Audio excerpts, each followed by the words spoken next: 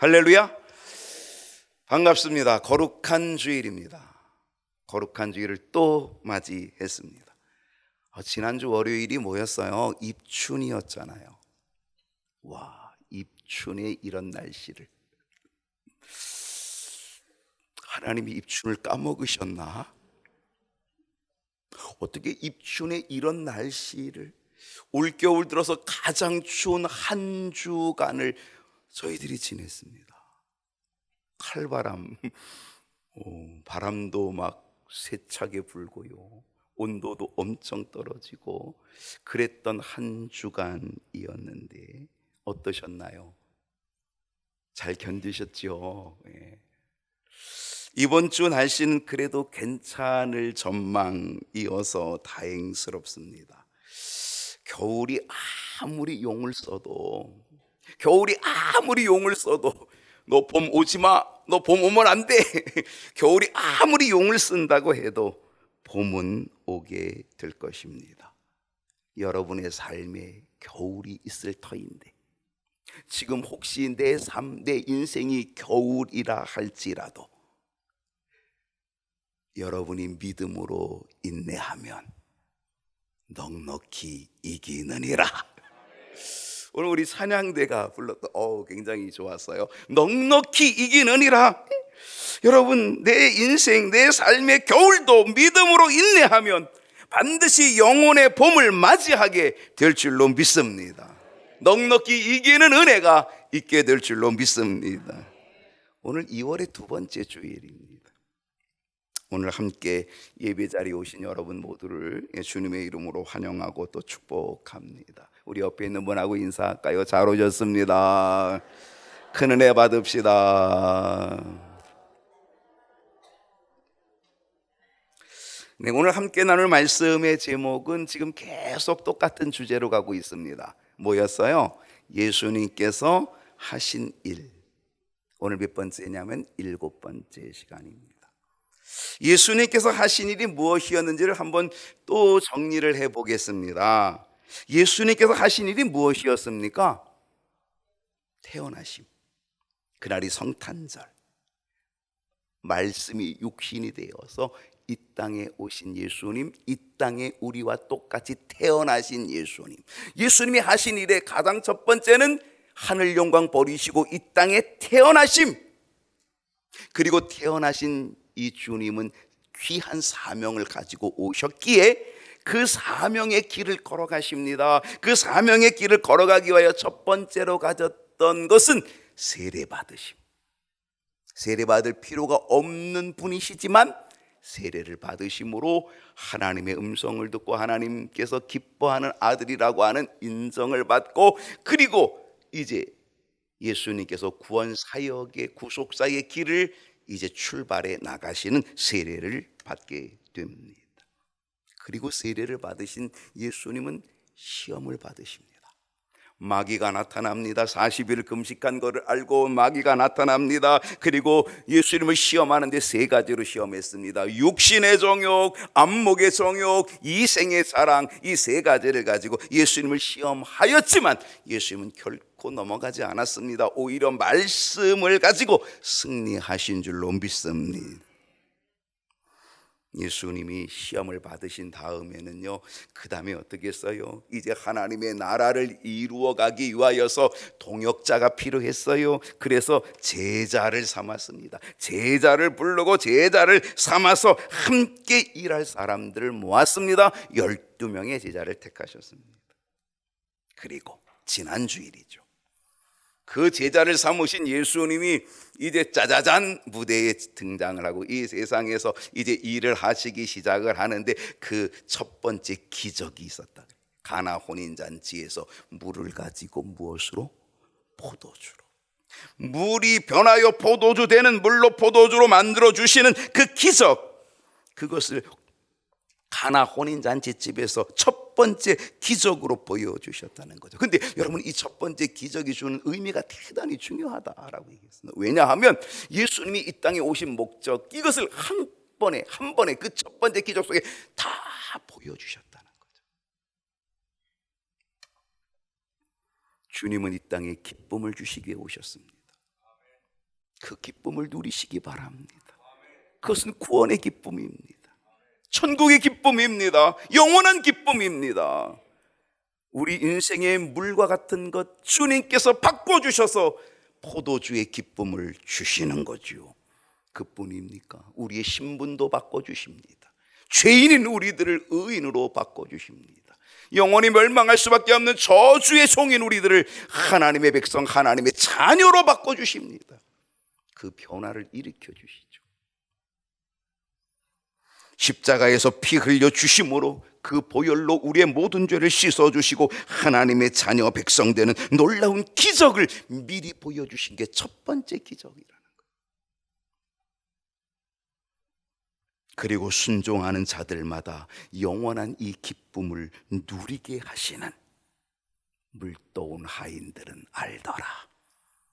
믿은 우리들은 그 기쁨을 알게 되는 줄로 믿습니다.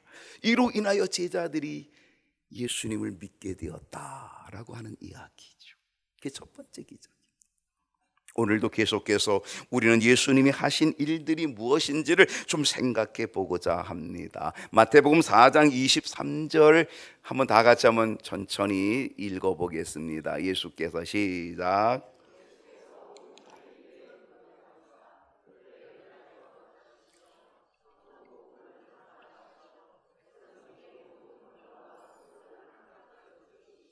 여러분, 이 말씀 한 구절 속에 예수님께서 하시는 모든 일들이 다 들어 있습니다.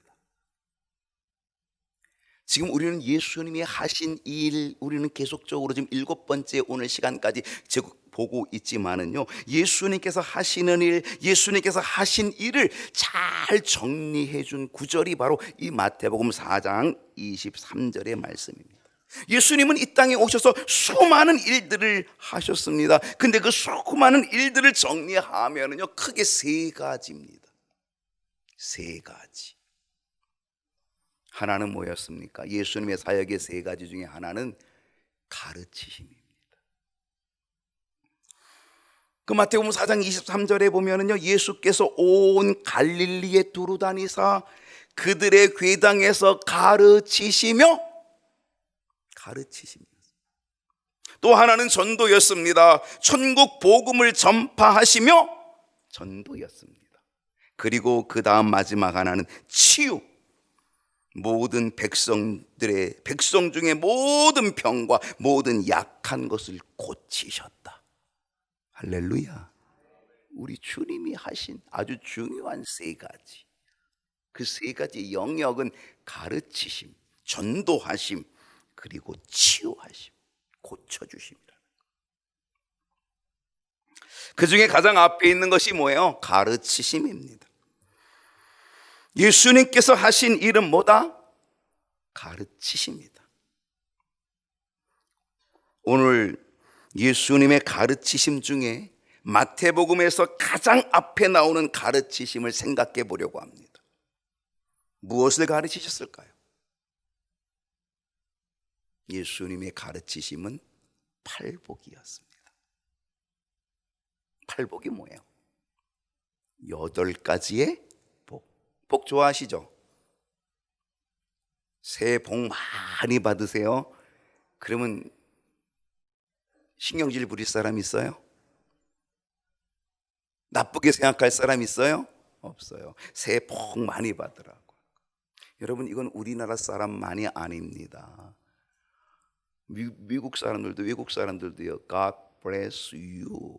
하나님께서 너를 복 주시길 원한다. 하나님이 너에게 복을 주시기를 내가 기원할게. 이렇게 얘기하거든요. 그러니까 여러분, 이 복은요, 전 세계 사람들이 다 좋아합니다. 복을 싫어할 사람이 어디 있겠어요? 근데요, 예수님께서 가르치시는 이 첫 번째 가르침, 마태복음상에 나오는 이 첫 번째 가르침의 주제는 뭐였다? 팔복이었다. 8가지의 복이었다는 것입니다.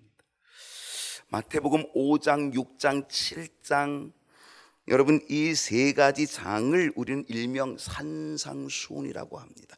예수님이 산에서 가르치셨다, 산에서 교훈하셨다, 그래서 산상수훈이라고 하는 것인데요, 바로 이 가운데 첫 번째로 나오는 게 팔복입니다.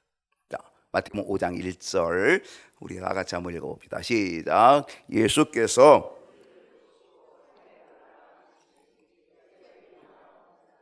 산에 올라가 앉으셨습니다. 예수님이 산에 올라갔더니 많은 제자들이 나옵니다. 많은 무리들이 나옵니다. 그래서 그들을 가르치셨다. 산에서 가르치셨다. 산상수. 2절을 보겠습니다. 입을 열어 가르쳐 이르시되. 입을 열어 가르쳐. 주님이 하신 첫 번째 아주 중요한 건 가르치심이라는 가르치심. 무엇을 가르쳤다고요? 팔복을 가르쳐 주셨다는 것입니다.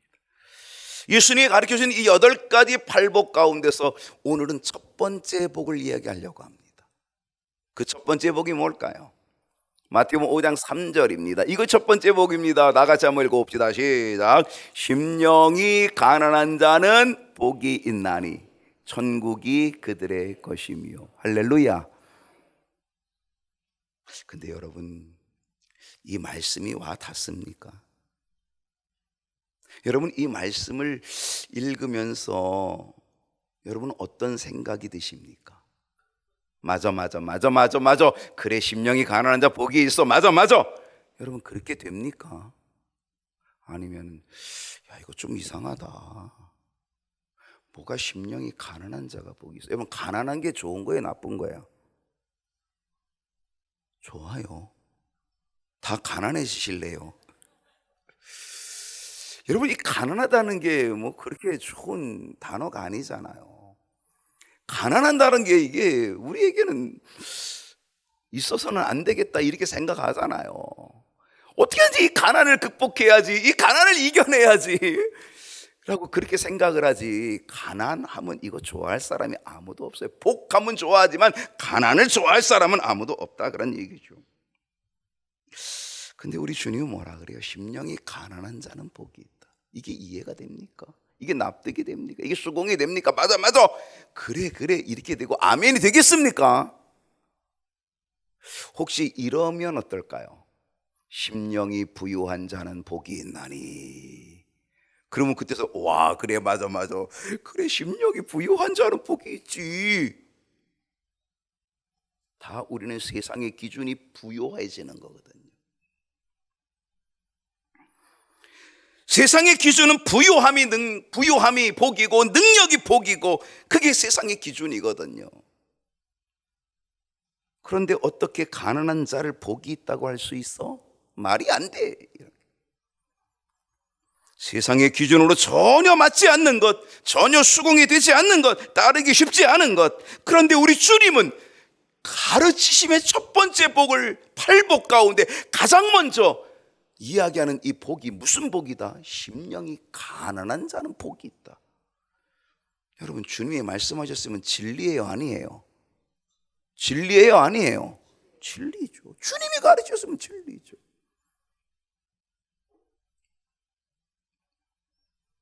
우리 주님 분명히 말씀하십니다. 우리 주님 확실하게 말씀하십니다. 그리고 우리 가르쳐 주십니다. 심령이 가난한 자는 복이 있나니.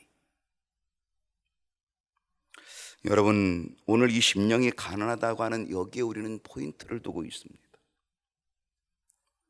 심령이 가난하다고 하는 것은 무엇을 의미할까요? 오늘 주제입니다. 심령이 가난한 자가 복이 있다 그러는데 그럼 이 심령이 가난한 게 뭘 의미하는가? 그 첫 번째는 회개입니다. 여러분, 회개가 뭐예요? 내 안에 있는 죄악을, 내 안에 있는 더러움을 다 씻어내는 게 회개입니다. 만약 회개가 없다면 우리의 모습은 죄악으로 더러움으로 가득 차 있을 것입니다.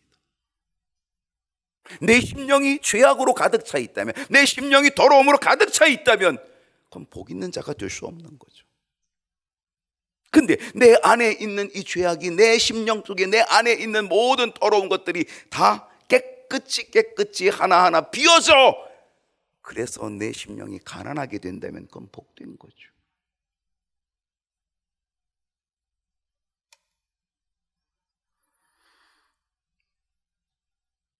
심령이 죄로 인하여 우리의 심령이 죄로 인하여 가득히 차 있다고 한다면 그 안에는 천국을 이룰 수 없습니다. 하나님이 천국을 만들어줄 수 없습니다. 천국이 그 안으로 들어올 수가 없습니다. 천국의 복을 누릴 수가 없다라고 하는 거죠. 우리는 그 심령에 있는 내 더러운 죄악들을 다 깨끗이 제거하고 그리고 다 벗어버리고, 그래서 그것이 비어지게 될 때에 그 비어진 곳에 바로 우리 주님이 임하시고 성령이 임하시고 그리고 천국이 임하는 은혜가 있게 된다는 것, 이것이 진리인 줄로 믿습니다. 바리새인의 기도를 우리는 잘 알고 있습니다. 바리새인의 기도는 어떤 기도였을까요? 그의 기도는 무척 유창했습니다. 대단히 유창한 기도, 보기 좋은 기도. 그래서 그는 따로 서서 기도합니다. 그러나 이 바리새인의 기도는 결코 그의 심령이 가난한 자의 기도는 아니었다는 거죠. 여러분, 우리가 바리새인의 기도를 보면 그의 심령이 가난한 자가 아니라 그의 심령은 이미 부요함으로 가득 차 있었다는 거예요. 왜? 그는 자기의 의를 자랑합니다. 그 의를 자꾸 자기 안에 채우는 겁니다. 그리고 그 의를 드러냅니다. 그 의를 자꾸 자랑하는 거죠.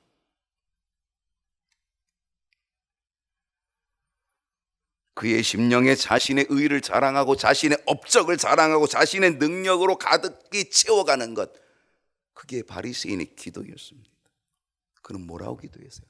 하나님, 나는 의롭습니다. 나는 의로운 사람입니다. 나는 저 죄인 아닙니다. 나는 저 세리와 같은 죄인 아닙니다. 저들과는 나는 다른 존재입니다.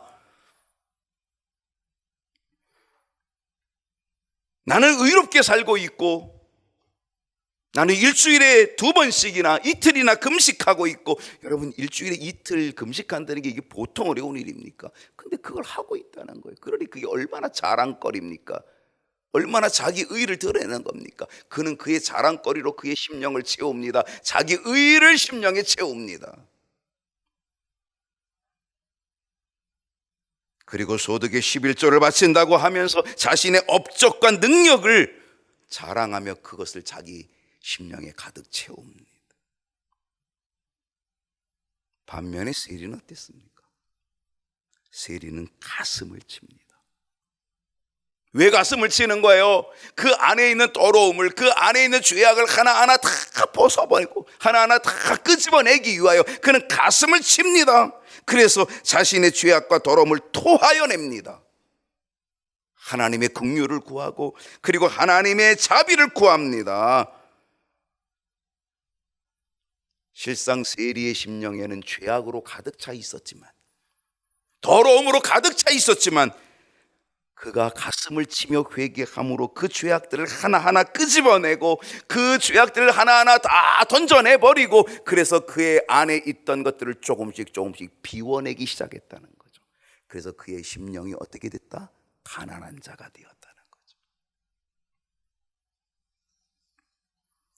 회개함으로 내 안에 있는 죄악을 끄집어내면 나의 심령은 가난하게 되는 은혜를 얻게 되고, 그 가난한 심령에 천국이 임하는 복을 누리게 될 줄로 믿습니다. 심령이 가난하다고 하는 것은 무엇을 의미할까요? 겸손입니다. 심령이 부유한 자는 자기 자신을 의지합니다. 심령이 부유한 자는 자기 자신을 믿습니다. 심령이 부유한 자는 자기 자신의 능력을 굳게 붙잡고 갑니다.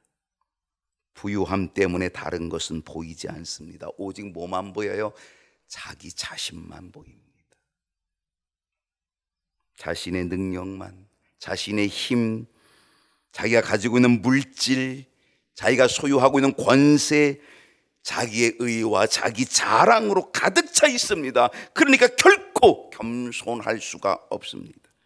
그는 이미 그 심령의 부유함으로 가득합니다. 그 부유함이 뭐예요? 자기 의와 자기 자랑과 자기 물질과 능력과 권세와 자랑, 이거로 가득 차 있고, 이 부유함 때문에 그는 늘 교만합니다.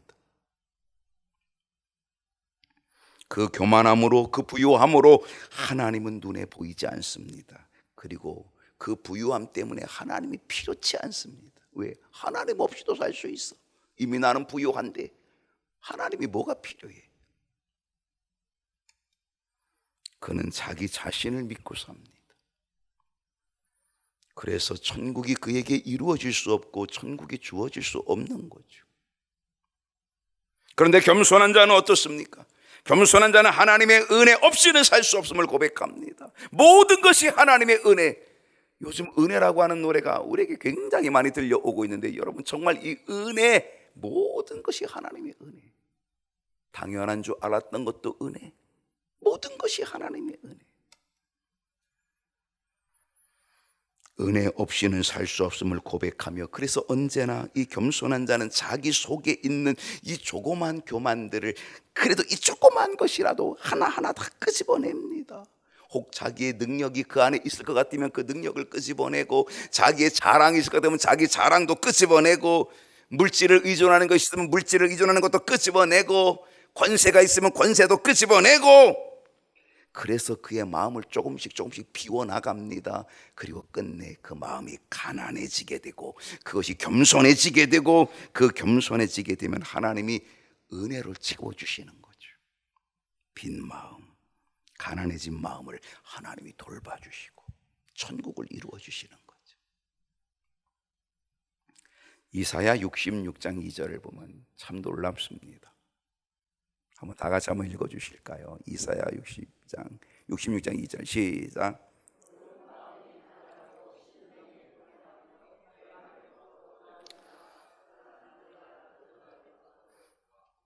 하나님이 돌봐주시는 사람이 있습니다.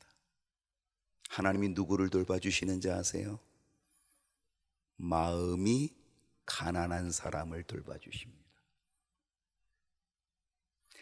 하나님은 마음이 가난한 자를 돌봐주십니다.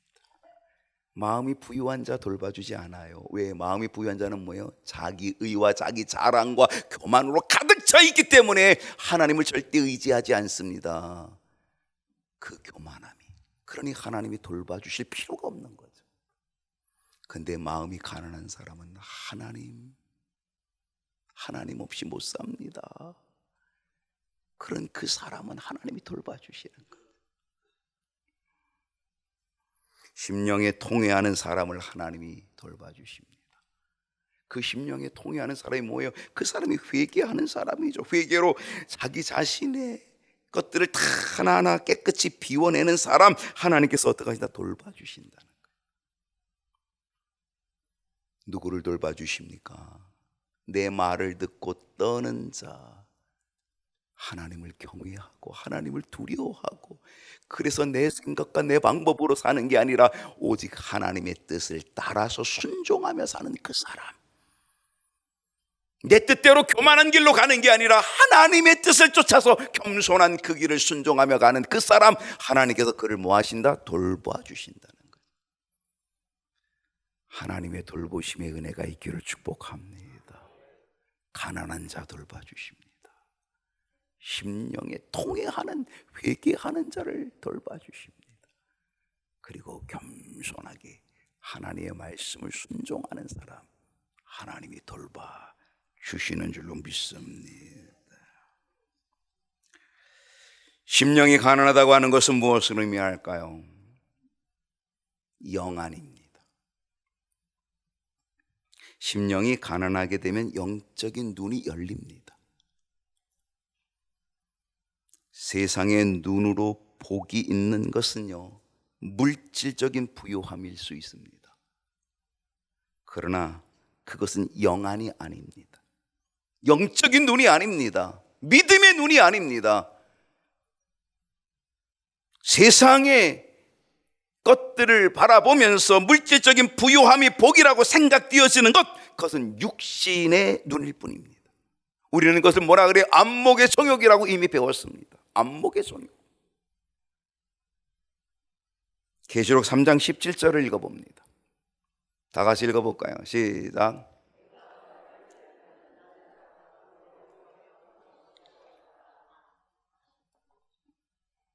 나는 부자라.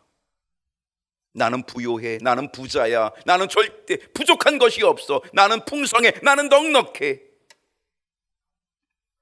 누가 얘기했나요? 라오디게아 교회 성도들이 이렇게 얘기했습니다.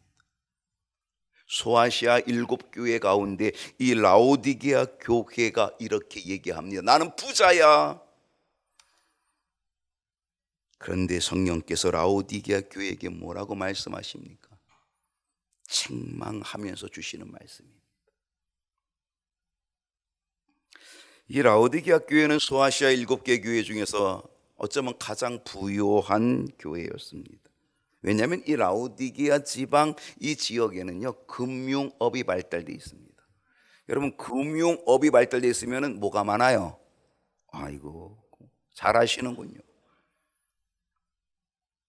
은행이 많으면 돈이 많은 거잖아요. 금융업이 발달되어 있으니까 돈이 많이 있는 지역이 라오디게아 지역. 거기다가 의류 산업이 발달했습니다. 여러분, 옷이 얼마나 비싼지 아시죠? 명품 의류가 얼마나 비싼? 바로 이 라오디게아 지역이 의류 산업이 발달되어 있으니까 명품 의류가 발달되어 있는 거예요. 그러니까 얼마나 비싼 옷들이 많은지 그거를 팔면 다 돈이거든요. 거기다가 이 라오디게아 지역은요 의학이 발달되어 있습니다. 여러분, 우리가 살아가는데 약품은 정말 중요합니다. 지금도 중요하고요, 예전에도 약품은 중요했어요. 그러니까 의학이 발달하면, 약품이 만들어지게 되면 이것이 얼마나 많이 팔립니까? 그러니 부유하죠. 금융업으로 돈이 돌고, 의류로 돈을 벌고, 약을 팔아 돈을 벌고. 그러니까 라오디게아 교회는 조금도 부족함이 없습니다. 그래서 그들이 뭐라고 외쳤습니까? 나는 부자야, 우리는 부자야, 부유해, 조금도 부족함이 없어. 여러분, 이 부자고 부유함으로 가득 차 있으니까 그들의 신앙이 어때요? 형편없는 거죠. 그들이 하나님을 의지해요? 아니죠. 물질을 의지하죠. 그 부유함으로 가득 차 있는데 그 부유함 가지고 그걸 의지하지, 하나님 의지해요? 하나님 바라봐요? 아니죠. 절대 그들의 심령은 가난할 수가 없는 거죠. 교만으로 가득 차 있죠. 얼마나 교만하면 나는 부자야, 부유하여 부족한 것이 없어, 이렇게 말하겠어요.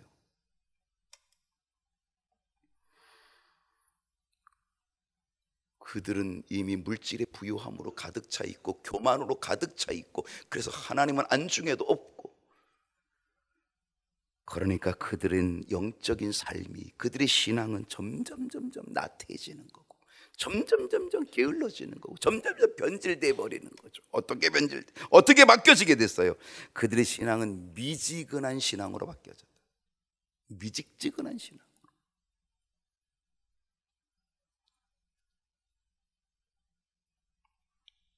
물질적인 부유함으로 그들의 심령도 부유해졌다는 거죠. 그들의 심령이 부유해지니까 하나님이 안 보이죠. 영안이 닫혀 있죠. 영적인 상태 제대로 보지 못하죠. 자기들이 얼만큼 지금 신앙이 떨어지고 있는지조차도 모르고 있는 거죠. 그럴 때 성령님께서 뭐라고 말씀하십니까?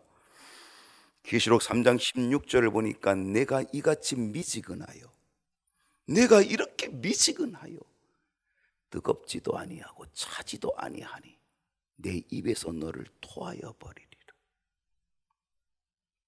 성령님께서 교회들을 책망하시는 말씀 중에 가장 강력한 책망이 바로 이 라오디게아 교회에 있었다는 거예요. 왜 그래요? 그들의 부요함이 영적인 삶을 망가뜨린 거예요. 내가 너를 토하여 버리리라. 사실은 개역성경에는요 더 강력했어요. 내가 너를 토하여 내치리라. 아주 강력한 성령의 책망이었다는 거죠.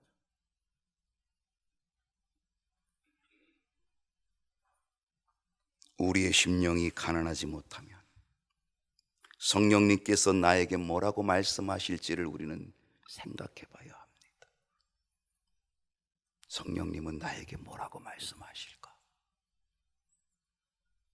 내 심령이 가난하지 못하면 무엇이라고 말씀하실까? 계시록 3장 17절을 보겠습니다. 다시 보겠습니다. 내 곤고한 것과 가련한 것과 가난한 것과 눈먼 것과 벌거벗은 것. 여러분, 여기서 좋은 단어가 있어요, 없어요? 여기서 뭔가 하나 여러분 취하고 싶은 게 있으세요? 여기서 뭔가 본받고 가질 만한 단어가 있으세요? 곤고한 것 갖고 싶어요? 가련한 것 갖고 싶어요? 가난한 것, 눈먼 것, 벌거벗은 것 갖고 싶습니까? 성령님께서 라오디게아 교회에 이렇게 책망하신 거예요. 라오디게아 교회는 뭐라고 얘기했다고요? 우리는 부자야, 부요해, 부족한 것이 없어. 그렇게 이야기하면서 그렇게 교만한, 그 심령이 가난하지 못하고 그 심령에 이렇게 교만으로 가득 차 있는 라오디게아 교회를 향하여 성령님은 뭐라고 말씀하세요? 내 곤고한 것, 가련한 것, 가난한 것, 눈먼 것, 벌거벗은 것, 내가 지금 알지 못하고 내가 지금 보지 못하고 내 영안이 닫혀 있다. 이렇게 책망하고 있는 거죠.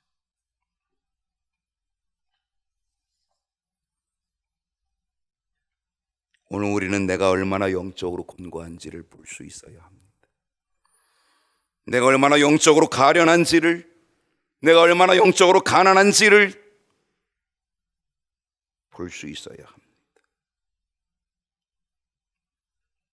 눈멀어 보지 못하는 것, 영안이 가리워 보지 못하는 것, 영안이 열리지 못하여 보지 못하는 것, 닫혀서 보지 못하는 것, 나의 벌거벗은 모습을 보지 못하는 것, 성령님이 책망하며 깨우쳐주고 있다는 거죠.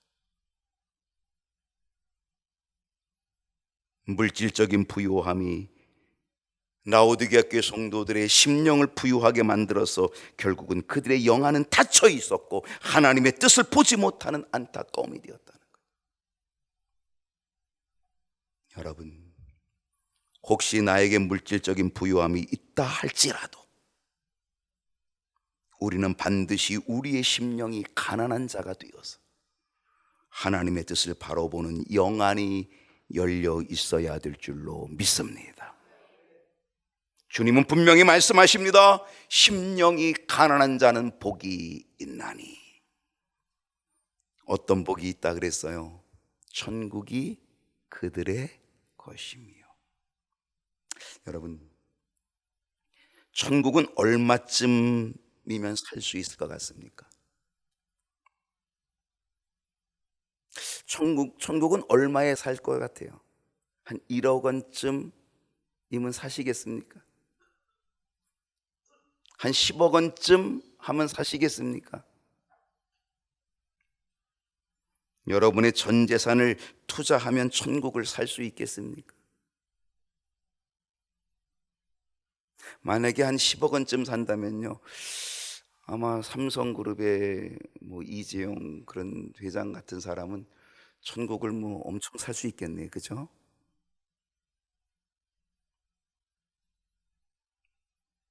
여러분은 얼마를 가지고 계십니까?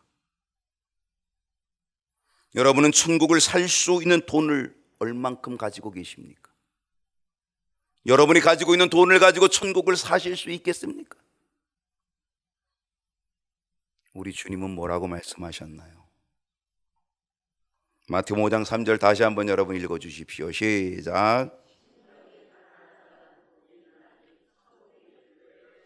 할렐루야.